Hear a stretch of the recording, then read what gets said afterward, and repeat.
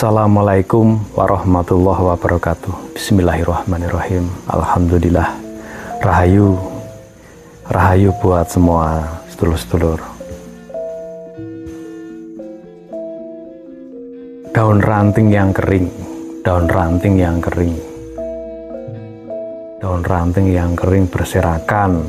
Kalau kita bicara babagan perjalanan itu, di sini kami sebenarnya bahasan ini atau itu udah pernah saya sampaikan ya di episode kami sebelumnya, tapi di episode ini kami juga sambil santai gendu-gendu rasa di sini mau mengangkat apa yang menjadi kabar dari Ugo Wangsit Prabu Siliwangi. Dan tahu sendiri kalau kita bicara Prabu Siliwangi itu kan pengganti yang wangi. Jadi kalau kita bicara Pajajaran itu kan sejajar.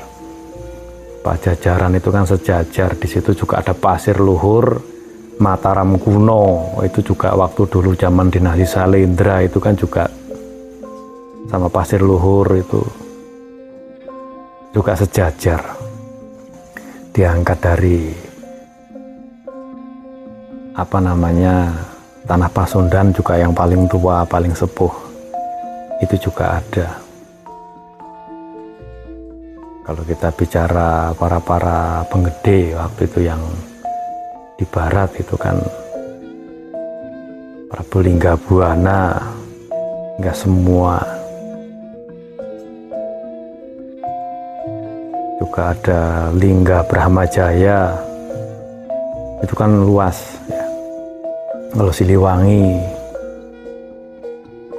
terus diangkat dari di situ Sunan Gunung Jati itu kan juga masih ada hubungan sama Prabu Siliwangi. Entah dari Prabu Siliwangi yang siapa itu kan banyak, tapi itu nanti bisa saya gendu-gendu rasa untuk yang nanti. Di sini masih ingin bicara tentang daun ranting yang kering. Mengumpulkan daun ranting yang kering berserakan gitu kan ada di artikel.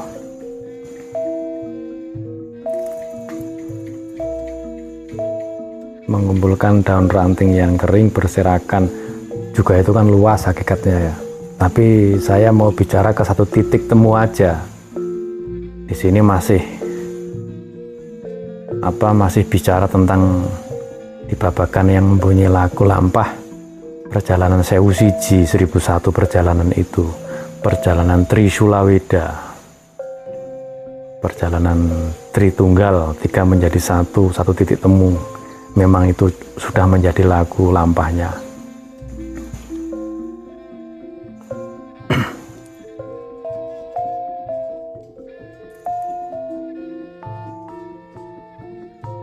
Jadi mengumpulkan daun ranting yang kering berserakan itu hanya sanepo, siloka.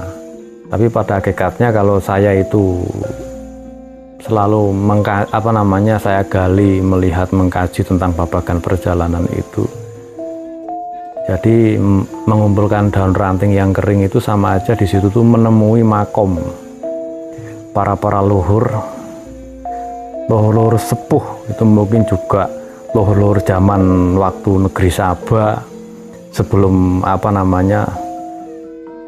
sebelum era Majapahit atau kerajaan waktu itu ya. Karena kalau kita bicara babagan Bocah Angon itu kan urusannya sangat tua sekali.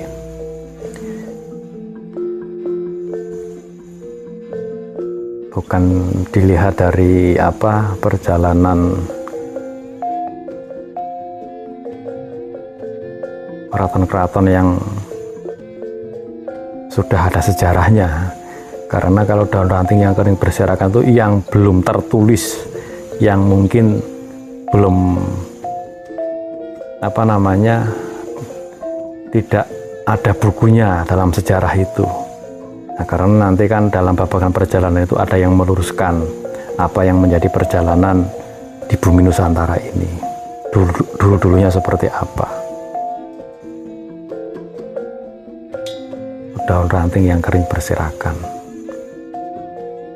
saya ambil dari yaitu Gua Prabu Siliwangi. Jadi ya tetap berjalan dalam yang mempunyai laku lampah itu, tetap berjalan.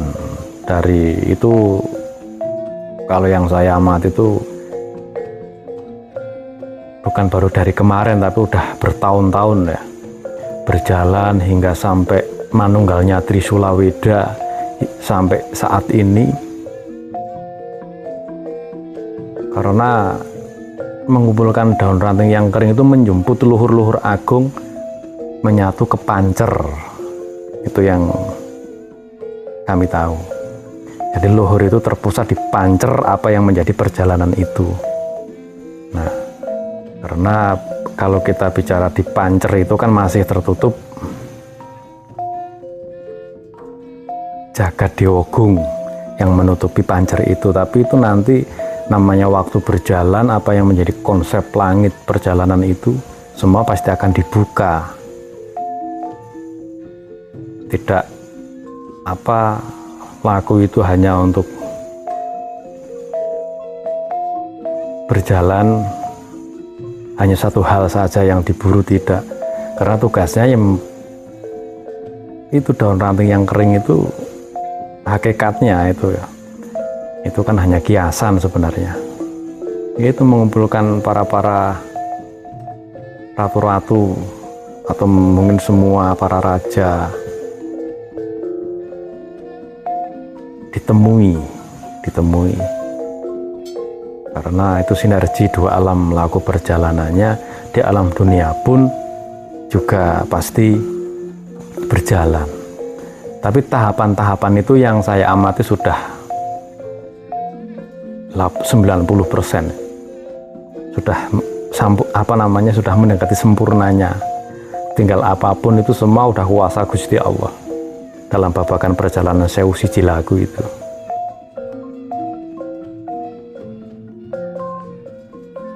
Dalam konsep bocah hangon sangkinase. Jadi memang waktu itu sering pergi ke makom-makom yang memang di situ sambil menggali apa sejatinya makom yang menjadi tapak tilas semuanya itu.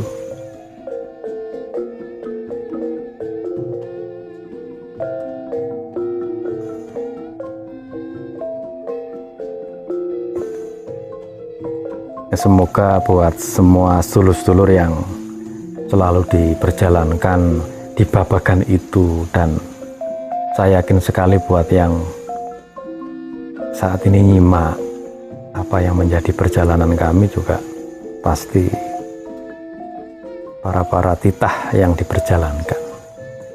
Semoga selalu kuat, selalu amanah, insya Allah. Seperti apapun laku perjalanannya, selagi kita mempunyai niat baik, tujuan mulia dalam babagan perjalanan itu, semua akan dimudahkan. Semua akan diberi kemudahan dan diberi kelancaran, meskipun banyak ujian, cobaan, rintangan, apa yang di perjalanan, menjadi sebuah proses perjalanannya, memang itu salah satu ujian yang memang harus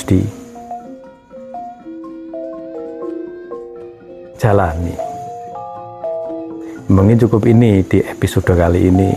Jadi daun ranting yang kering berserakan itu juga luas, tapi juga seperti itu menjemput para luhur ya, khususnya di bumi tanah Jawa ini, untuk memang menyatu di pancernya apa yang menjadi perjalanan Satrio Agung Bocah Hangon di konsep Satria Biningit atau Ratu Adil.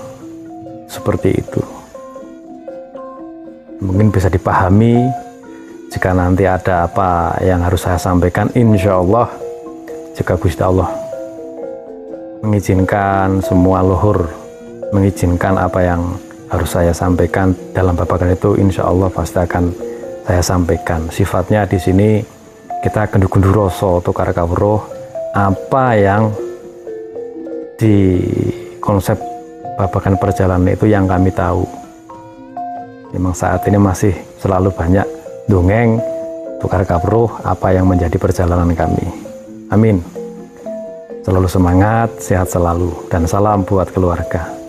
Assalamualaikum warahmatullahi wabarakatuh. Salam Rahayu.